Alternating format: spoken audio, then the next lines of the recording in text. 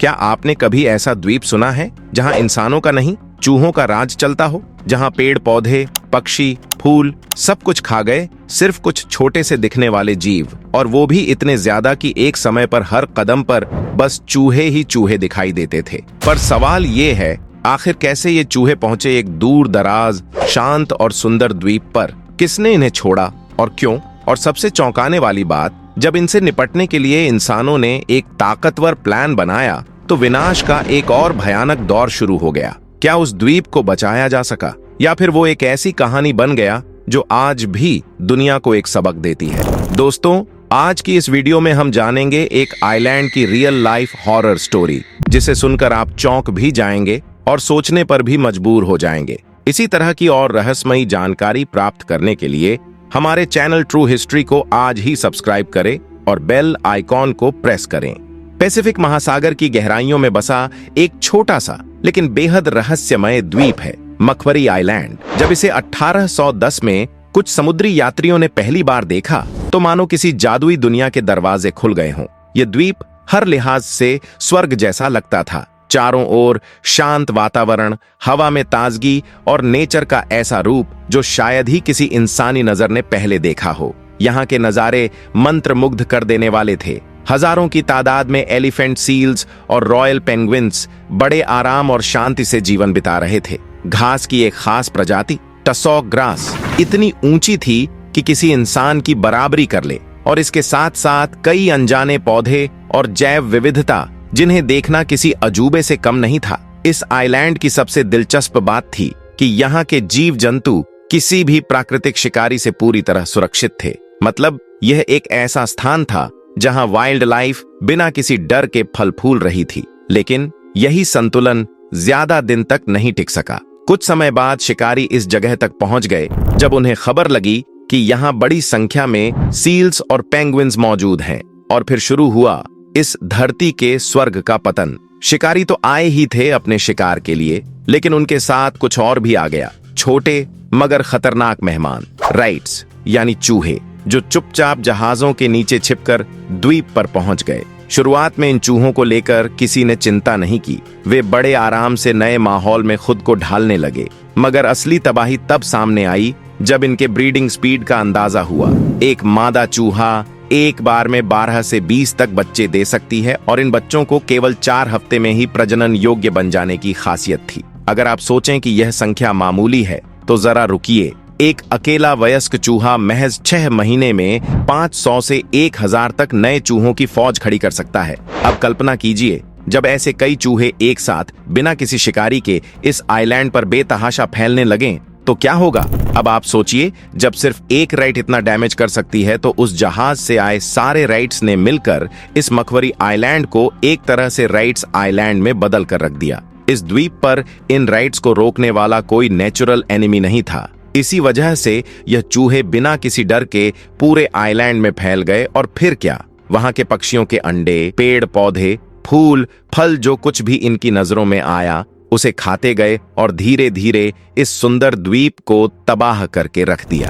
जब इन समुद्री शिकारी लोगों ने देखा कि चारों तरफ सिर्फ और सिर्फ चूहे ही नजर आ रहे हैं, तब उन्होंने फैसला किया कि इन चूहों को खत्म करना ही पड़ेगा। इस बार उन्होंने एक नया आइडिया अपनाया। उन्होंने कुछ बिल्लियों को इस आइलैंड पर छोड़ दिया ताकि वह इन चूहों को मारकर उनकी संख्या को कम कर सके। लेकिन यहीं से मकवरी आइलैंड का दूसरा विनाश शुरू हो गया। इन शिकारी लोगों ने सोचा था कि यह बिल्लियां सारे चूहों को खा जाएंगी और प्रॉब्लम खत्म हो जाएगी, लेकिन हुआ ठीक इसका उल्टा। इन बिल्लियों ने चूहों को मारने के बजाय आइलैंड पर मौजूद समुद्री पक्षियों पर हमला करना शुरू कर दिया, क्योंकि उनके लिए बर्ड्स को पकड़ना और खाना चूहों से कहीं ज्यादा आसान था। धीरे धीरे यह बिल्लियां हर उस पक्षी पर अटैक करने लगी जो उन्हें दिखा। हालत इतनी बिगड़ गई कि एक अनुमान के अनुसार ये बिल्लियां हर साल करीब 60,000 पक्षियों को मारकर खा गईं, यानी रोजाना लगभग 160 बर्ड्स। इस मैसिव किलिंग की वजह से इस आइलैंड की हालत बहुत ही खराब हो गई। खासकर पैराकीट नाम की एक पक्षी प्रजाति जो कभी यहाँ बहुत खुशहाल जीवन जीती थी, वह पूरी तरह से एक्सटिंक्ट हो गई। इन बिल्लियों ने इस प्यारी सी प्रजाति को हमेशा के लिए मिटा दिया। यह वाकई में एक डरावनी और दुखद एनवायरमेंटल ट्रेजेडी बन गई। एक तरफ ये बिल्लियां रेयर बर्ड्स को खा रही थीं, वहीं दूसरी ओर इन चूहों को मारने वाला अब भी कोई नहीं था, और वह चूहे बिना किसी डर के अपनी संख्या दिन प्रतिदिन बढ़ाते गए। स्थिति यहां तक बिगड़ गई है कि इन चूहों की संख्या इतनी बढ़ गई है कि वे इन बिल्लियों से भी नहीं डरते।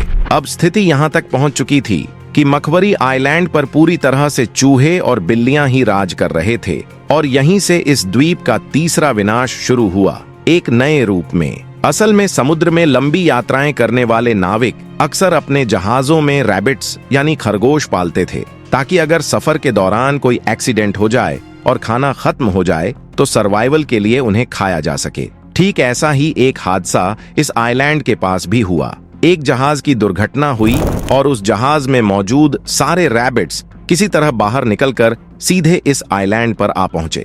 इसके बाद जो हुआ उसने इस आइलैंड की खूबसूरती को तेजी से मिटा दिया। इन खरगोशों ने इस आइलैंड में मौजूद सारी घास, छोटे छोटे पौधे, हर चीज को खा डाला। मकवारी आइलैंड जो कभी हरा भरा और स्वर्ग जैसा दिखता था, अब धीरे धीरे एक वीरान रेगिस्तान जैसा बनता जा रहा था। अब यहाँ एक सवाल उठ सकता है कि आखिर इस आइलैंड पर पहले से ही बिल्लियां मौजूद थीं, तो क्या वो रैबिट्स को नहीं मार सकती थीं? असल में आमतौर पर जंगलों में पाई जाने वाली वाइल्ड कैट्स ही बड़े रैबिट्स का शिकार करती हैं, लेकिन मकवारी आइलैंड पर जो बिल्लियां थीं वे घरों में पाले जाने वाली डोमेस्टिक कैट्स थीं। ये बिल्लियां छोटे रैबिट बेबीज को तो मार सकती थीं, लेकिन बड़े रैबिट्स को पकड़ने और मारने के लिए उन्हें जिस ताकत की जरूरत थी वो उनमें नहीं थी। इसके अलावा इन बिल्लियों के लिए समुद्री पक्षियों का शिकार करना ज्यादा आसान और कम एनर्जी वाला काम था, इसीलिए उनका पूरा ध्यान उन्हीं बर्ड्स पर ही टिका रहा। अब हालात ये हो गए थे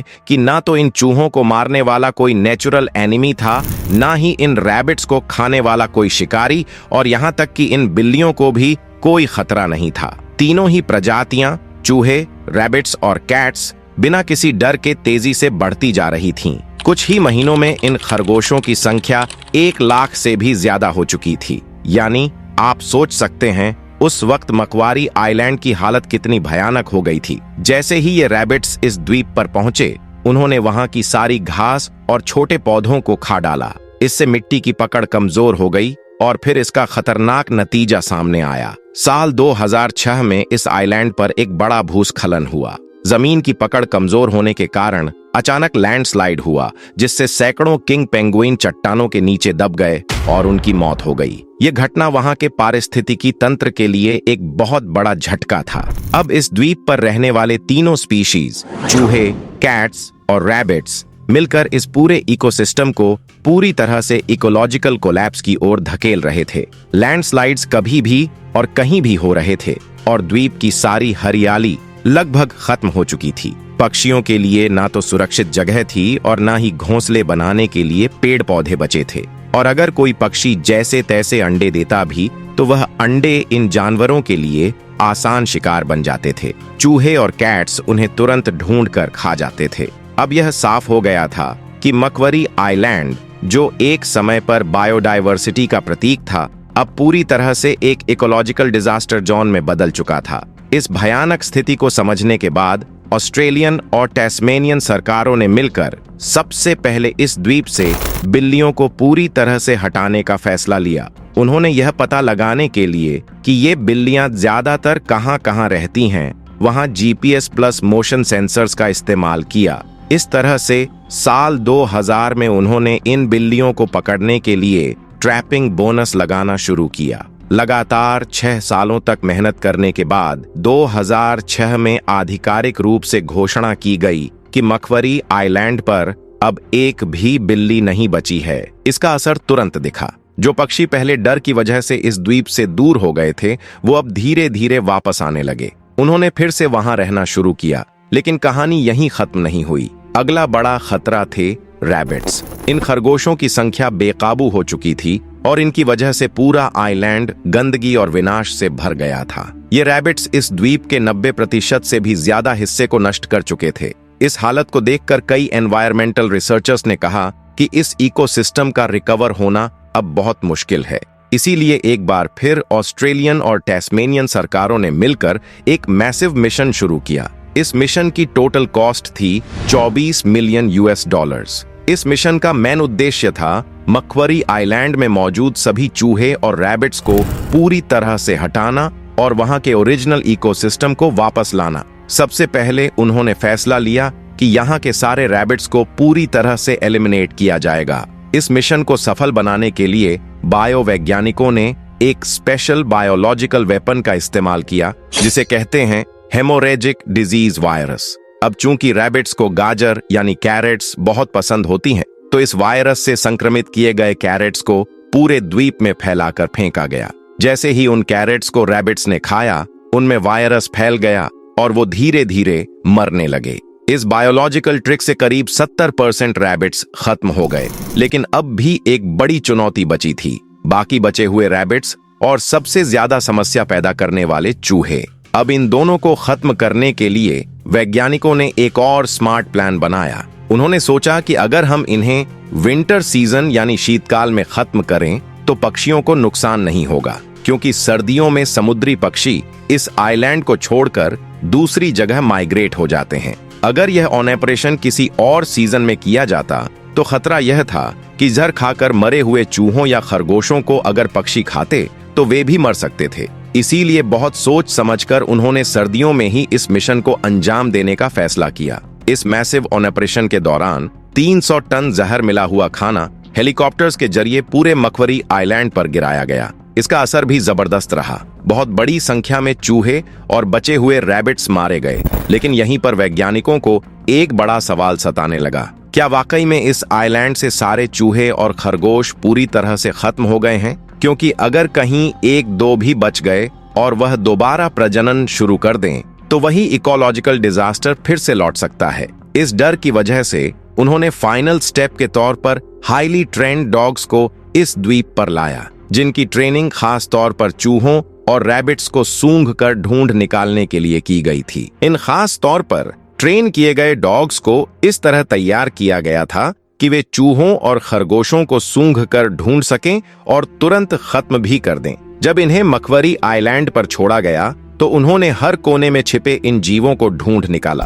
धीरे धीरे जो द्वीप बंजर हो चुका था वह फिर से हरा भरा और जीवंत बनने लगा। इस मिशन को लेकर साइंटिस्ट्स और उनकी टीमें इतने समर्पित थे कि उन्होंने महीनों तक वहीं रहकर एक एक चूहे और खरगोश को खत्म किया। करोड़ों रुपये खर्च करने के बाद 8 अप्रैल 2014 को ऑस्ट्रेलियन और टैस्मेनियन सरकारों ने आधिकारिक तौर पर घोषणा की, अब मक्वरी आइलैंड पूरी तरह राइट, रैबिट और कैट फ्री है। इस मिशन की सफलता पूरी दुनिया के लिए एक मिसाल बन गई कि अगर इरादा पक्का हो और साइंटिफिक प्लानिंग सही हो तो किसी भी तबाह हो चुके पर्यावरण को फिर से जीवन दिया जा सकता है। तो दोस्तों, कैसी लगी आपको आज की ये कहानी? कमेंट करके जरूर बताएं। अगर वीडियो पसंद आई हो तो इसे लाइक करें, शेयर करें और हमारे चैनल को सब्सक्राइब करना न भूलें। मिलते हैं अगली वीडियो में। धन्यवाद।